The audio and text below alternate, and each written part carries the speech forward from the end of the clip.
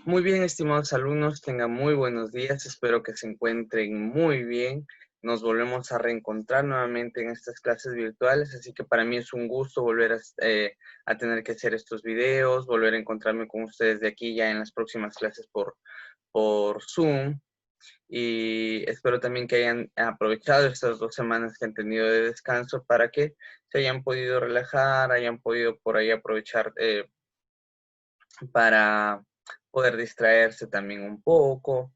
Y empecemos con muchas ganas esta quinta unidad, este tercer bimestre que vamos a iniciar el día de hoy. Entonces vamos a aperturar de esta manera entonces el curso de biología. Empezamos con la quinta unidad. Entonces, miren, si ustedes ahora se fijan en las imágenes que están alrededor mío o alrededor de aquí de la imagen, vamos a observar que vamos a continuar de esta manera con el capítulo de animales vertebrados, recordando que en el último capítulo que vimos la unidad pasada estábamos viendo acerca de animales vertebrados y nos centramos en dos grupos, que fueron los anfibios y los reptiles. Hoy vamos a continuar, también vamos a centrarnos en dos grupos y en este caso vamos a hablar acerca de los peces y de las aves. Entonces, miren, aquí ya estamos viendo estas imágenes y nos vamos a centrar entonces en hablar acerca de de las peces y de las aves. Entonces, de esta manera aperturamos la quinta unidad. Así que empecemos entonces. Bien, ahora sí, aquí estamos. Déjenme arreglar aquí esta imagen. Listo. Continuamos entonces, miren, ya saben ustedes que cada vez que hablamos de estos capítulos, nos centramos nosotros especialmente en hablar acerca de la reproducción que poseen estos animales. Entonces, vamos a centrarnos en estos momentos, primero hablar acerca de la reproducción de los peces. Primero tenemos que empezar diciendo que estos son animales que presentan sexos separados. Eso quiere decir que son dioicos. Los dioicos o las especies dioicas son aquellas especies que presentan sus sexos separados. E incluso en este tipo de especies podemos diferenciar hembras y de un macho a simple vista, dependiendo, claro, dependiendo de la especie en sí de pez que nosotros queramos ver.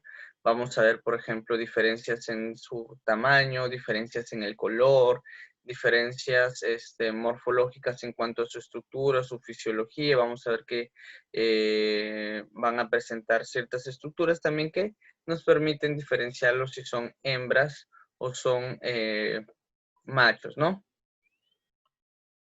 Ahora, en cuanto a su reproducción, vamos a ver, por ejemplo, aquí vamos a hacer un pequeño zoom en la imagen para poder visualizar esto. Miren, en cuanto a su reproducción, vamos a ver que los peces están adaptados para tener un tipo de reproducción y fecundación externa. Eso quiere decir que, por ejemplo, miren, el macho va a liberar sus espermatozoides o su esperma al exterior en el agua. Y de igual manera la hembra va a liberar al exterior lo que son sus huevos, sus huevecillos. Entonces, cada uno de los espermatozoides del pez macho va a tener que fecundar a cada uno de estos huevecillos. Y lo hacen de manera externa. Entonces, vamos a ver que tienen una fecundación externa. Miren, por ejemplo, acá tenemos aquí ya el huevo fecundado.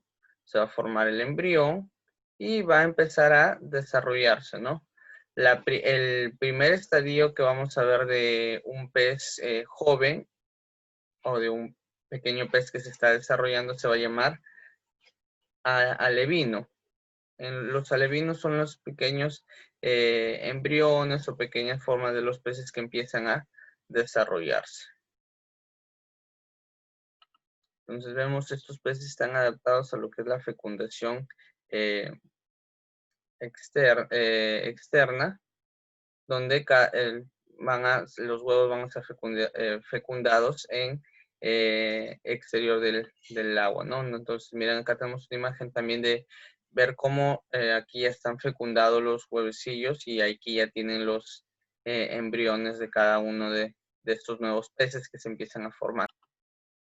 Ahora, esto sucede en la mayoría de los peces. En la mayoría de los peces ocurre esta fecundación externa.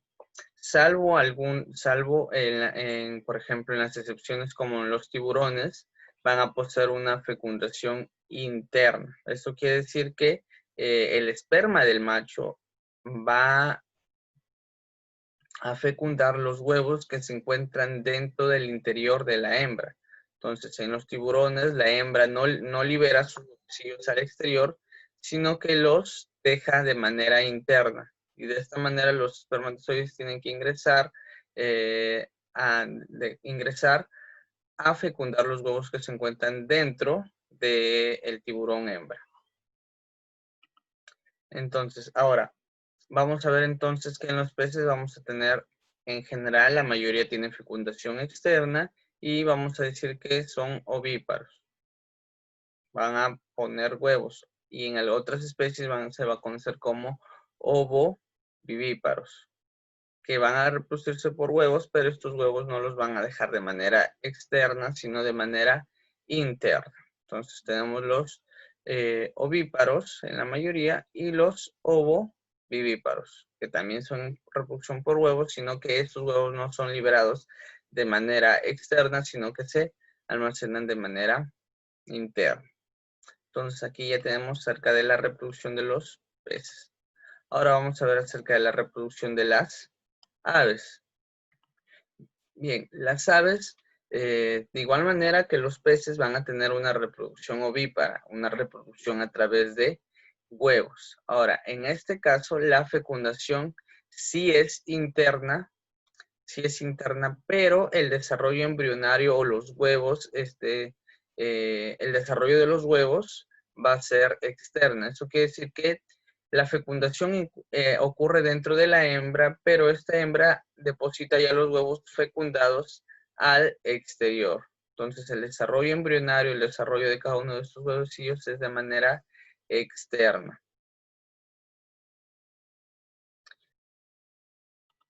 Algo muy curioso que ocurre aquí en el desarrollo o una vez que los huevos son fecundados y son liberados, es que los que tienen o han tenido la oportunidad de estar en una granja o los que tienen incluso una granja y han podido criar lo que es algún pollo, algún pato, algún tipo de ave, se habrán dado cuenta de que una vez que la hembra deposita sus huevos en el exterior, van a poder observar que el huevo, cuando es liberado por la hembra, su cáscara o la capa que recubre es totalmente blanda, muy, muy, muy blanda. Es como un tejido, es un tejido muy delgadito y muy blando. Pero una vez que ya empieza a pasar algunos segundos, algunos minutos, se va a empezar a endurar este tejido, formando lo que nosotros ya conocemos como una cáscara totalmente dura. Y ya posteriormente, ya cuando, digamos, el embrión se desarrolla o el ave ya tiene que salir del huevo, tiene que romper este cascarón. Y algo muy curioso también que mencionar aquí es, por ejemplo, en el caso de las avestruces. Las avestruces son las aves que presentan los huevos más grandes y más duros, o su cáscara es la más dura en comparación con la de otras aves. Y entonces, la pregunta es si es tan dura, ¿cómo hacen las avestruces bebés para romper este cascarón que es realmente muy, muy duro? Los que tienen oportunidad, por ejemplo, estos lo pueden, aquí en Lambayeque, van a poder irse, por ejemplo, carretera a Pimentel, ahí hay un criadero de avestruces y justamente ahí van a poder, si ustedes constatar en algún momento, bueno, claro, tiene que pasar lo que estamos viviendo nosotros en estos momentos, en la cuarentena, tenemos que esperar que pase esto, pero en algún momento van a tener la oportunidad, o de repente hay algunos que ya han tenido la oportunidad de ir ahí Y justamente ahí les van a explicar esto también y les van a mostrar las cáscaras de huevo de estos avestruces y van a ver que son muy duras, son realmente muy duras. Y entonces, estas aves, cuando son bebés, van a poseer en la pequeña, en su pico, van a presentar una pequeña osificación también, que es realmente muy dura, que les permite poder romper esta, esta, esta cáscara, ¿no? Ahora, posteriormente esa pequeña osificación que tienen en el pico, mientras ya vayan desarrollándose, ya la van a ir perdiendo también. Pero cuando son bebés presentan esta pequeña osificación en la punta de su pico que les permite de esta manera romper la cáscara dura que ellos poseen. Bien, solo una curiosidad muy importante que se me hizo debido mencionarlo acá. Entonces, mencionar nuevamente la fecundación externa, perdón, la fecundación interna, el desarrollo externo, la característica que poseen, ¿no? Que el tejido que va a recubrir al huevo, una vez que es liberado, es muy delgado, muy blando, y una vez cuando empieza a pasar el tiempo, entonces se empieza a endurecer. Ahora, dependiendo de las especies, el periodo de incubación o el periodo de desarrollo del nuevo embrión o de la nueva ave va a variar, va a cambiar. Por ejemplo, aquí tenemos el de la fecundación, dice, de una pata hembra. Cuando una pata hembra es fecundada, pone hasta 12 huevos que se incuban por 28 días. Claro, dependiendo también de la especie, vamos a ver la cantidad de huevos que van a depositar y el tiempo de incubación que estos van a presentar, ¿no? Por ejemplo, acá tenemos, aquí está, por ejemplo, nos hablaban de una pata hembra que depositó sus huevos y al cabo de 28 días vamos a tener un nuevo pato, un nuevo patito. Que vamos a tener diferentes, cada tipo de ave va a tener un periodo de incubación y va a tener un número de huevos dependiendo de su especie. Por ejemplo, los pingüinos en la mayoría solamente ponen un huevo. Por ejemplo, los pingüinos emperadores, sabemos, por ejemplo, estos son los pingüinos emperadores. Los pingüinos emperadores solamente ponen de 1 a 2 huevos como máximo, pero generalmente solamente poseen uno. Ahora, ¿por qué uno? Porque estos huevos van a tener que ser incubados uno por el macho y además que tienen que cruzar un periodo de tormentas de nieve.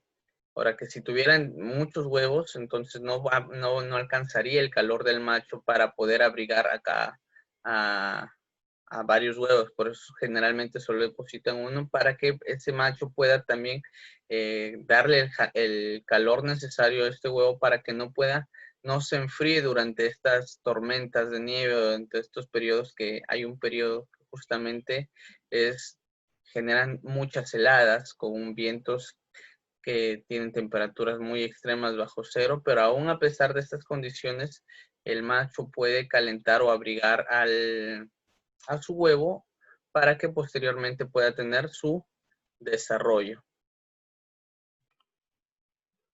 Bien, entonces, viendo, ¿no? Dependiendo de cada especie va a ser el número de huevos y el periodo de incubación, ¿no? Y ahora, aquí está, por ejemplo, una imagen que nos resume lo que es el periodo de incubación de las aves. Disculpen.